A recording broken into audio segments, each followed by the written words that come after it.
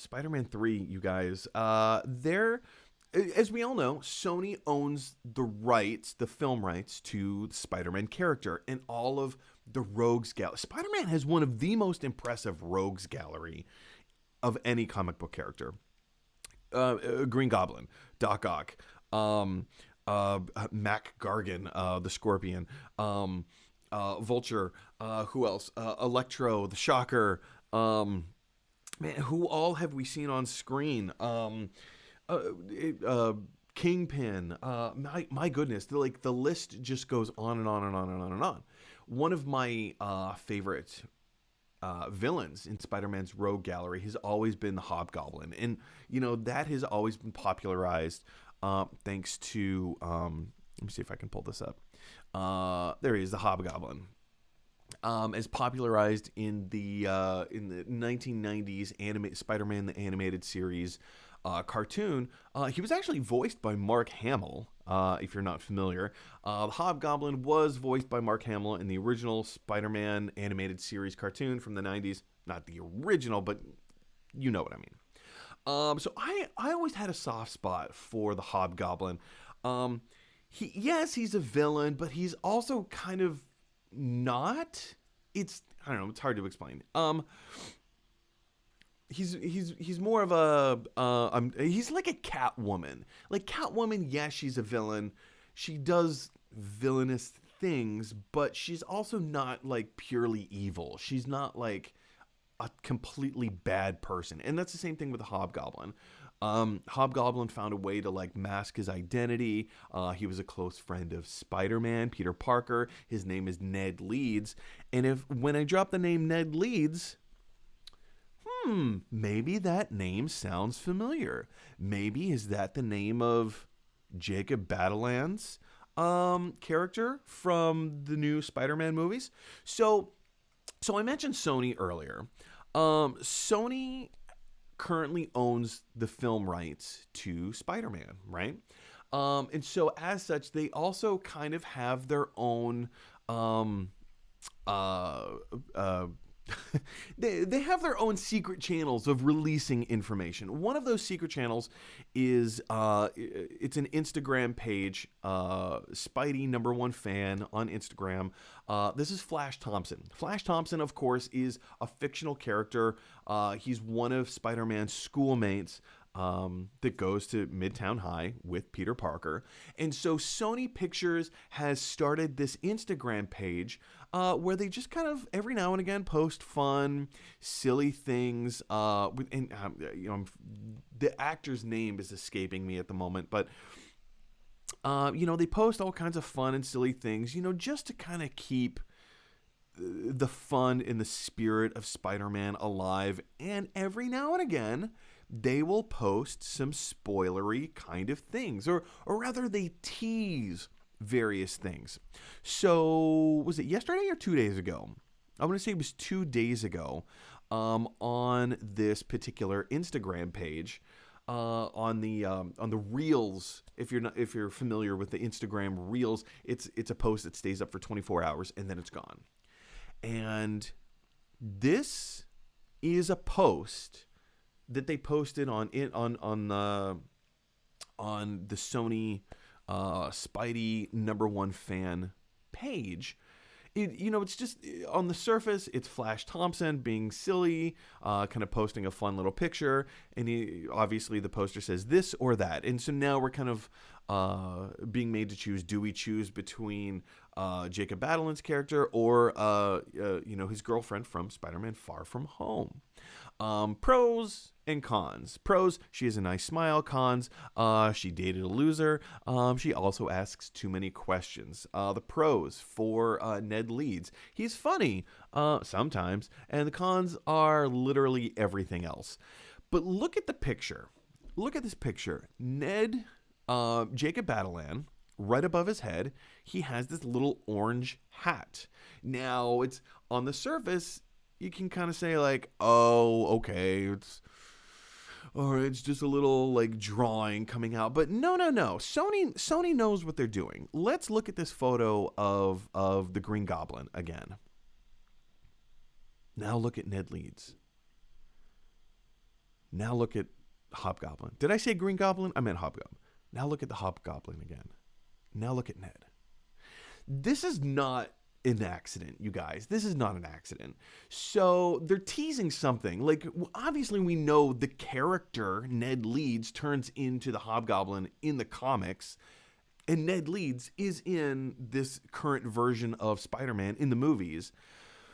There's so many possibilities here. There are so many possibilities here. Even just look at this. Like, this is a fun fan art. Like, it's just fan art from with Artkin on Instagram. Follow Artkin. His or her, I'm not entirely sure. Their art on Instagram is absolutely incredible. So this is just an artist's depiction as to what Jacob Batalon as Hobgoblin could look like, or might look like in the movies. Who knows? But here's the thing, you guys. I have been a huge proponent in saying they're not going to turn Ned into the Hobgoblin in this third Spider-Man movie. And here's why. There are too many characters in the movie already. The stories of so many characters. We know that they're introducing the multiverse into Spider-Man 3. They've already mentioned it in Spider-Man Far From Home.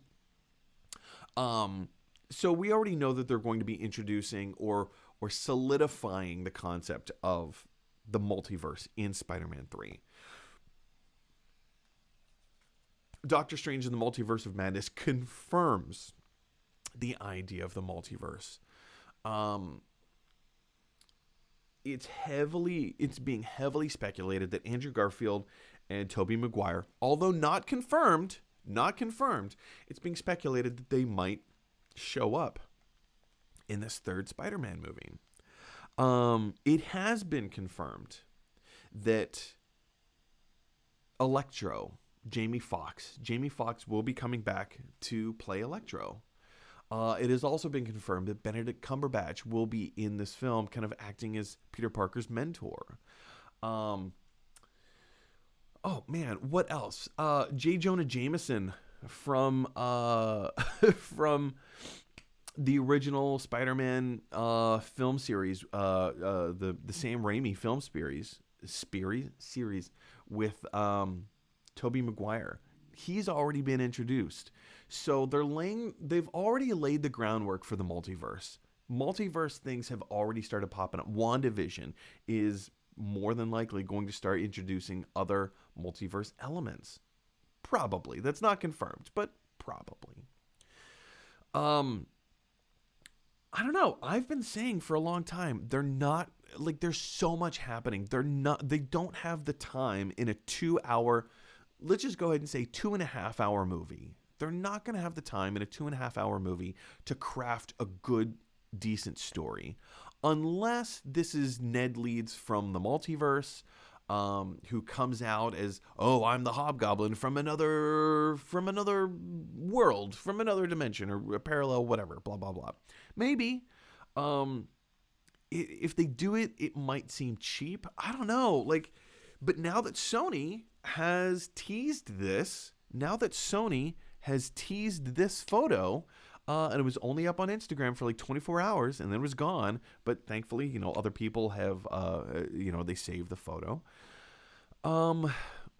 It really makes me question, I could see this happening. I could see this happening. I don't know how they're going to do it because, like I said, there are so many characters already in this movie. Alfred Molina has also been confirmed to come back and reprise his role as Dr. Octopus.